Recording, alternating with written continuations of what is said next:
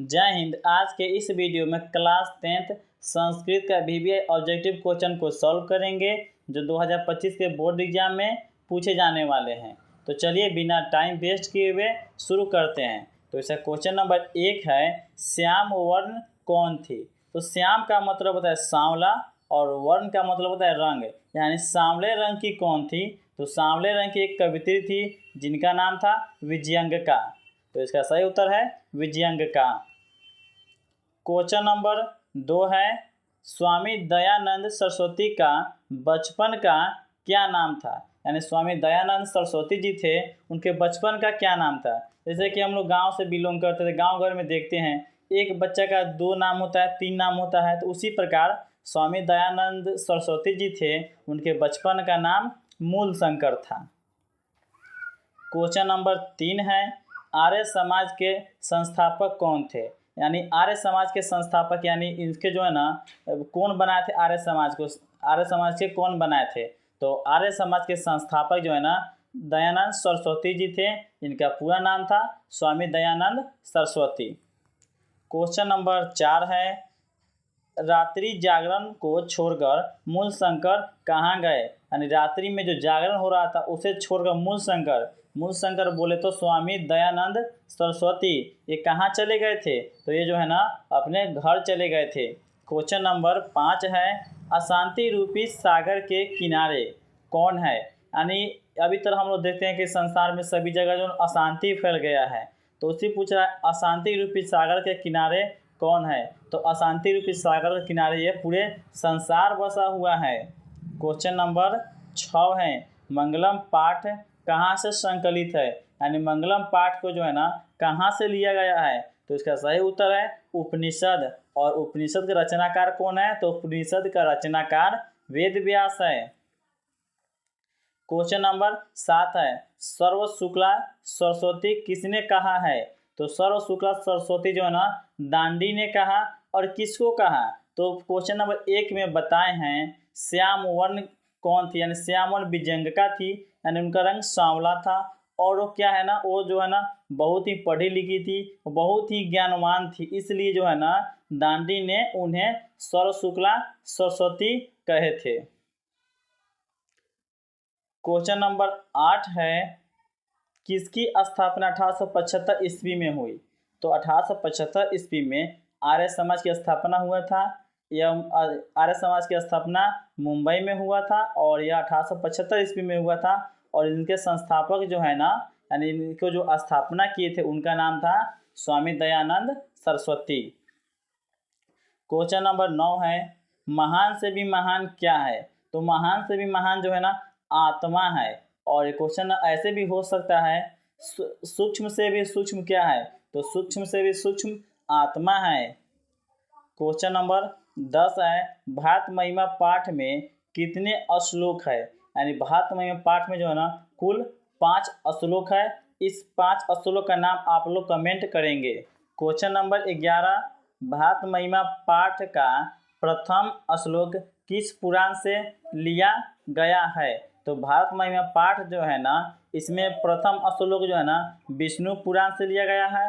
और भारत महिमा पाठ का दूसरा श्लोक जो है ना ये जो है ना भागवत पुराण से लिया गया है। क्वेश्चन नंबर 12 है, भारत भूमि पर जन्म लेने वालों का किससे तुलना की गई है। तो जो व्यक्ति भारत भूमि में जन्म लिए हैं उनकी तुलना जो है ना सदा देवता से किया गया है। उनकी तुलना देवता से किया गया है, यानी देव से किया गया है। क्वेश्चन नंबर 13, सूक्ष्म से भी सूक्ष्म कौन है। पहले भी बता चुके हैं, सूक्ष्म से भी सूक्ष्म आत्मा है। क्वेश्चन नंबर 14 है, समाज और शिक्षा के उद्धारक कौन थे। तो समाज और शिक्षा के उद्धारक स्वामी दयानंद सरस्वती जी थे। इन्होंने समाज के लिए भी बहुत कुछ किए हैं और शिक्षा के लिए भी बहुत कुछ किए हैं। समाज के पहले के समाज में क्या हुआ करता था, जैसे कि सती प्रथा चलता था। तो जिस शादीशुदा औरत की जो है ना पति मर जाते थे उसको जो है ना उस पर जला दिया जाता था। और शिक्षा जो है ना पहले जो है ना शिक्षा में जो है ना स्त्रियों का अधिकार नहीं दिया जाता था। उन्होंने क्या किया, स्वामी दयानंद सरस्वती एक ये सभी को दूर किए औरतों को शिक्षा में साझेदारी दिए, समाज के लिए उन्होंने बहुत सारे कार्य किए। इसीलिए इनको जो है ना स्वामी दयानंद सरस्वती को समाज के शिक्षा और समाज के उद्धारक भी कहा जाता है। क्वेश्चन नंबर 15 है, अशांति के कितने कारण हैं? तो अशांति के सिर्फ 2 कारण हैं, एक होता है द्वेष और दूसरा होता है असहिष्णुता। क्वेश्चन नंबर 16 है, भारत भूमि का गान यानी गीत कौन गाते हैं? यानी भारत भूमि के गुणगान कौन लोग करते हैं? तो भारत भूमि के गुणगान जो है साक्षात देवतागण यानी देव करते हैं, देवतागण करते हैं, यानी देवगण करते हैं, भगवान करते हैं। ये हम और आप नहीं करते हैं, भारत का गुणगान देवता लोग भी करते हैं।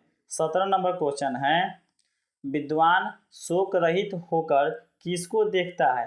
तो जो विद्वान लोग होते हैं वो शोक रहित यानी शोक रहित विद्वान लोग जो होते हैं ना, शोक रहित यानी दुनिया की मोह माया धन दौलत को छोड़कर ये जो है ना परमात्मा को देखते हैं। यानी सन्यासी लोग किसको देखते हैं? परमात्मा को देखते हैं, अर्थात विद्वान लोग जो है ना परमात्मा को देखते हैं। क्वेश्चन नंबर 18 है, देश में अशांति के प्रेरक कौन है? यानी देश में अशांति के प्रेरक जो है ना राजनेता है, यानी नेता लोग हैं जो देश में क्या करते हैं? अशांति फैलाते हैं, इधर का बात उधर करना और उधर का बात उधर करना और किसी के बारे में उल्टा सीधा बोलना, उल्टा सीधा चढ़ाना।